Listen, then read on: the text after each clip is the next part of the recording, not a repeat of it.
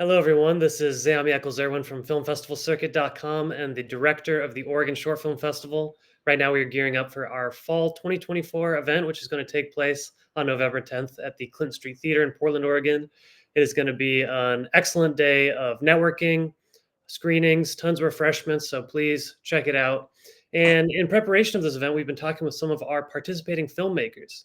Today, we are talking with Jason Okamoto, who is the creator behind the film Isao. Jason, thank you so much for meeting with me, man. Oh, absolutely. Thank you for having me. So Isao is a really great film. I really enjoyed it, and I thought what's so cool about it is this very narrow, specific scope. I want to Mhm. know what influenced you to make this film. Well, I think for me personally, that was my father, Isao, Okay, and kind of growing up, I'm half Japanese, and I think for me, feeling sort of disconnect. I mean, I was always the Japanese kid in my neighborhood, right. but then when I became older and I was around Japanese, like people from Japan, especially people that had come after the war, most times much later, they would just laugh like, "Oh, you're American," you know. And it wasn't until I became a little bit older and I thought, "Oh, I think there's actually a specific culture of Japanese Americans that were here uh during the war and that sort of like what happened like post-war." Totally. So I think that was my inspiration, just the kind of interesting culture that or the series of events that happened, and the what was happening in the US at the time, and the sort of Japanese response to that, the typical Japanese response to what was happening. So Totally. yeah. Well, it's interesting that it's a sort of a culture, a subculture that doesn't get much Mhm. vocalization. It's not something that we often think about or see as an American type. And interesting enough, Isao himself seemed to not really know about that history until later in his life. I'm Mm. curious, what was that like talking to him about those realizations? Well, yeah, it was really interesting because, for me personally, I knew the story. So, in order, like, I actually had someone that didn't know my father talk to him, so it would just be a little bit more fresh. And Interesting. Okay. yeah, so I didn't really want to be involved with any of that because I felt like it would feel a little bit too much like my father was reading something, or Right. so. For me, I knew about my father's, like, I knew about that part of the culture and how they were just so ashamed. And that's something that I wanted to portray in the film because I feel like that's something that nowadays we may take that for granted, where if people feel that there's some sort of injustice, it's like there may not be justice, but there are avenues to express that. In my father's generation, it was just not only shame, but just conform and change your culture as quickly as you can and be as American as possible. So, yeah. Well, tell me about this kind of the journey that we see Isao going through, where he's Mhm. deciding to change his name to his original birth certificate name, and he's re-exploring some of these dishes that he grew up eating. Mhm. Um, well, what was that kind of what was that like? I know you are familiar with obviously his story being your dad, but you got another interviewer, and were there things that you learned about Isao through this process that you wouldn't have normally known? Um, yeah, I mean, actually, pretty much that whole interview wouldn't. I don't think I could have done it, and it's not because I'm not close with my father or anything. Right. It's like a very. I mean, I think unless you grow up in a, I don't want to say it's all Asian families are like this, but it's just there. It's a very close family unit, but it's also very much you just don't talk about certain things. Okay. So for all of us, it was a discovery, a point of discovery. So for me, I learned everything that random viewers gonna learn from that. I learned from that too. I mean, for me, I went Interesting. in, I I knew about some of the facts, but actually seeing my dad contemplate that stuff, and how it inspired us to even talk about things.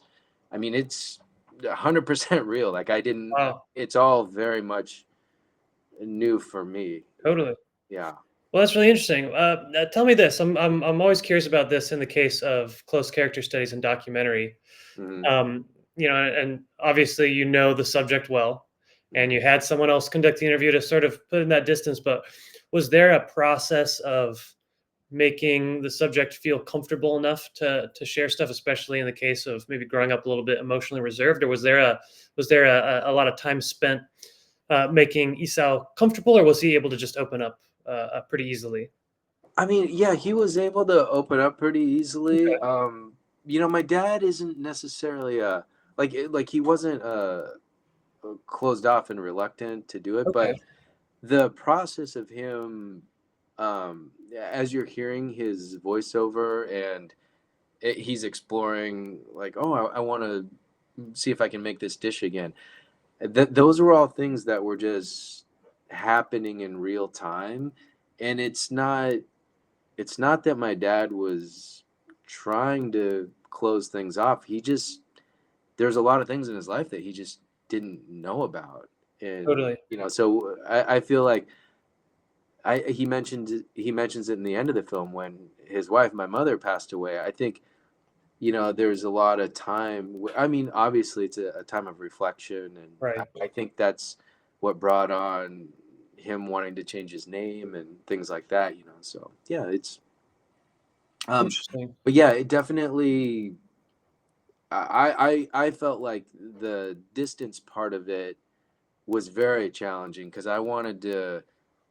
There's this overarching story of like the internment, and there's all these like Right. big heavy issues, but I really wanted to be a very simple story that doesn't even I didn't I just wanted to show a little something very small, and Totally. maintain my father's voice. So that was my top priority, is just maintain my Isao's voice throughout. Well, I love that. I think it carries through really well because it doesn't bite off too much. I think the scope stays very specific, but as a result of that, you're able to meditate on it and make it really rich. And I really like the sort of visual narrative that is paired with this voiceover, where he's going to the grocery store to buy some ingredients and making a dish, and that's kind of this, I don't know, overarching thing. I'm curious how you came about, that decision to pair, that as the main action of the film. Oh yeah, that's a great question. The initial interview was fairly lengthy. I think it was uh maybe an hour, 2 hours. Okay. And so I took that audio and I just tried to find something that would work in there. And I feel that cooking and food, I think it's really foundational for everyone. And it's Totally. hey, we all grew up with a different, like maybe one of your parents or a parent was from a certain country where the only thing that managed to wind up in your culture was like the little spice in your spice rack. And Right. but those are the kind of things I think we can all relate to, where it's like, I'm Totally. not sure what that dish was, but it was a little bit of this and a little bit of that. And so for me, the action of him trying to recreate this dish, I felt like that was a very appropriate. I don't want to say a vehicle, but it was just an action, because a lot of the other stuff is like he's kind of ruminating and thinking. So I felt like not only is it a physical action that he can do, like go to the grocery store and cook, Right. but it's also very representative of like who we are, because food isn't just like purely like there like so many different cultures. Like, well, if you trace back their food long enough, it's like, well, no, this is a mix of Right. this culture Yeah, and this totally. culture, this like indigenous plant with this, and Right. so I don't know, that's how that came together for me, Totally. in the editing process, because there was a lot to work with, and I just kept wanting to pare it down and just keep it focused on my father's voice. Well, I think that's great. I love that simplicity, and what's nice about the visual action is that there is a solid resolution there. He makes the dish, he says, "Yeah, it's pretty good, it's kinda what I remember," and, Yeah. where the narrative has or the narration has a little bit of these more broader things that aren't necessarily gonna be resolved. This has this perfect sort of start to end, and I think it pairs really nicely. Let me ask you this though: what were some of the challenges of this film, and what did you learn from this process? Well, the challenging aspects, I mean, just pretty much doing it on my own, that was a little bit tricky to just sit with your own thoughts and, okay, how am I going to do this? Right, And I, I think after the initial interview, I was like, oh, this is great. There was so much good stuff in there. And it's challenging, I think, being close with your subject, and it brings a lot of different challenges, but I suppose if you don't know your subject matter, your subjects, it's also its own unique set of right. challenges. But Different set, totally. yeah. So for me, it was knowing this is my father, and wanting to. I just felt like if I put on the very top priority, I want people that watch this film to get a sense that they were in his kitchen and talked to him. Okay, And I don't care about if this is a success or a failure or anything. I just want people to feel like they came close to my dad. right. Yeah. I love that. That's such a genuine goal and an interesting thing to try and relate through cinema. Is just this sort of first person, first hand experience of now I'm going to sit you down in my dad's kitchen and he's going to kind of just tell you some stuff. I think Exactly. that's really interesting. Yeah. Um, I got to ask about the music.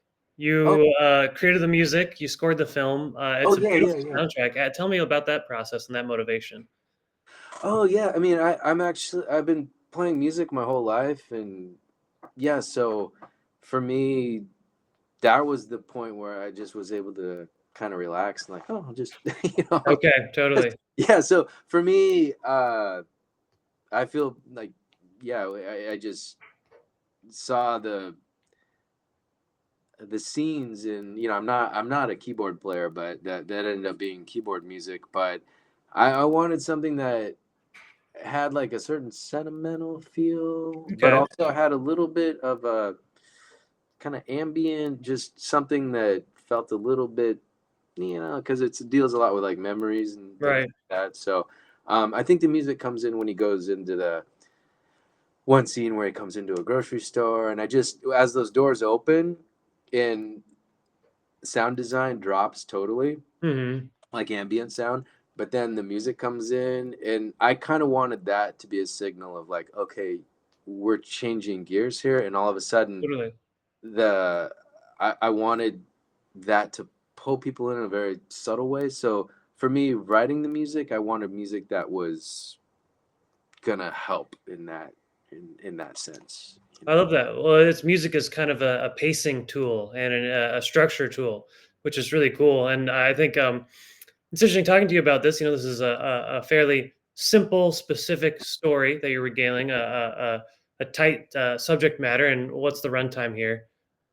9 minutes and 37 seconds. But all these different little details, all these things that you paid attention to, make the experience feel so full. And I think this is kind of a great testament to the kind of things people should be focusing on in filmmaking. Is like, I don't know, really, really enriching it with these details. I think that's so cool.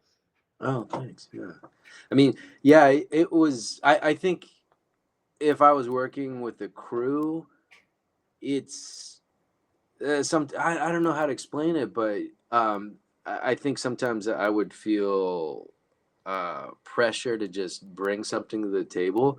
But Okay. making this film, there's a lot of, like, for instance, I shot a lot with my father with a lens that is like like something that would be used more traditionally on this kind of film, Okay. Yeah. a bit wider, and just something that was like easier to focus, and Right. just not like a weird old lens.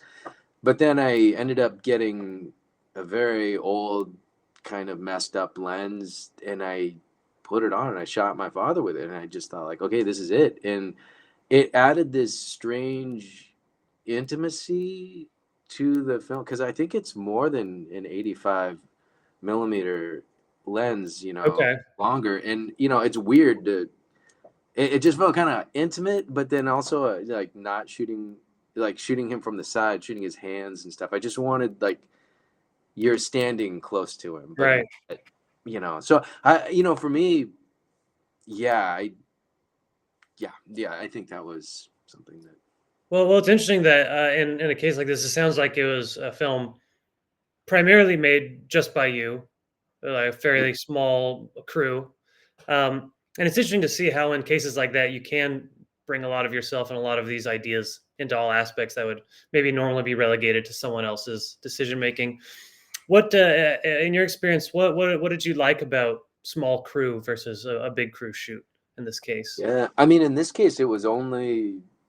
I mean, I was just running the camera, and my father was there, so that was pretty much it. Wow. Okay.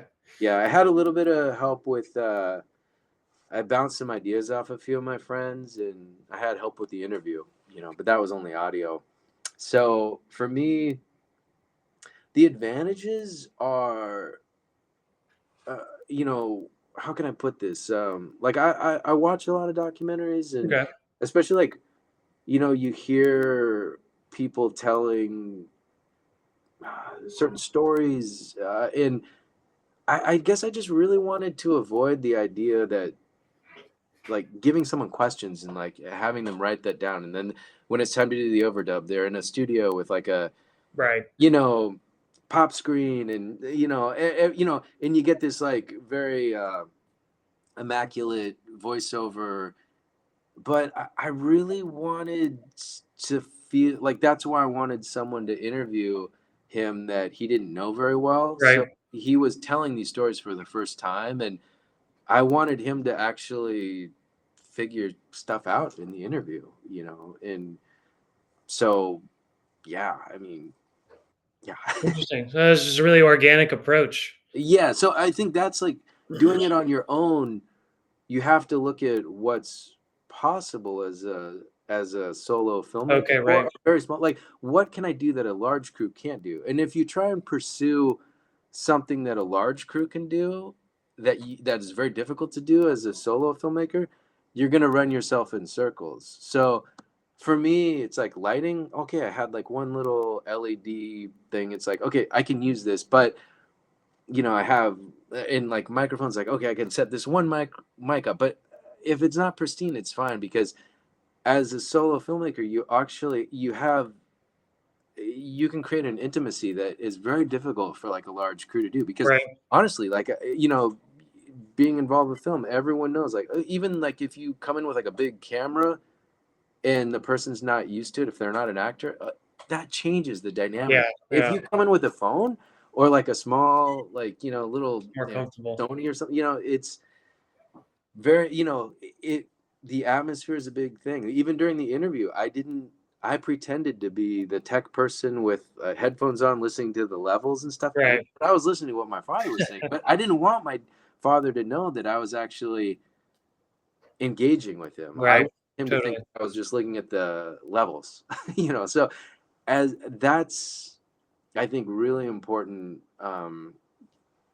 Whether you're on a small crew or a big crew, it's like, well, what's possible, and then Totally. what are my advantages here, and kind of just working that way. Interesting. These are great observations. I kind of love that as a mantra. What's possible? Keep it in the realm of the possible. Really work hard on Mhm. what you can do. I love that. Well, tell me, Jason. Do you have any films in the works? Do you have any more shorts? Any docs? Anything else you're working on? Yeah, I mean, there's a few ideas that I'm bouncing around for another. I mean, I'd love to do another documentary. I mean, it's not always easy finding subject matter. Right. So there's a couple ideas that I'm tossing around, but I'd love to do another short doc, and then there's some dance and some more experimental stuff that I'm trying to put together another small project for. But I'm pretty busy with work up until the new year, and then I'm hoping to get a project going. So Okay. Nice. in 2025, I'm gonna release something else. It's probably a couple things, so we'll see.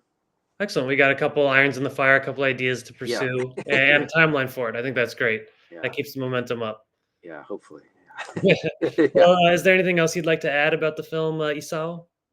Oh no, I just thanks so much for the interview, and everyone out there who's planning on coming to the festival. Thank you so much, and yeah, it's just been great. You guys have been amazing, so thank you. Awesome. Well, Jason, thank you so much Yeah. for talking with me. I can't wait to play Isao on November 10th Okay. at the Oregon Short Film Festival. I love it. It's just this nice, well done, detailed, rich, but simple, wholesome documentary. I think it's really going to grab people's attention, in the mix of all sorts of stuff, horror and comedy. I Yeah. think this is going to Yeah. come through and really grab people. So thank you so much, man. I'm looking Oh, forward to what you're working hey. on next. Oh, thank you so much. Yeah. Take care.